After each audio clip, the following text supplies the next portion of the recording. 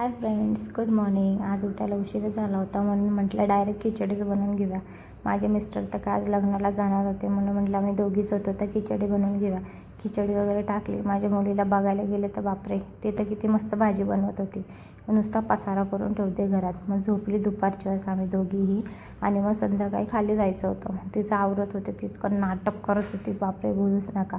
आवरणं म्हणजे तिच्या अंगात खूप चालेल, आवरायलाच नको बोलते.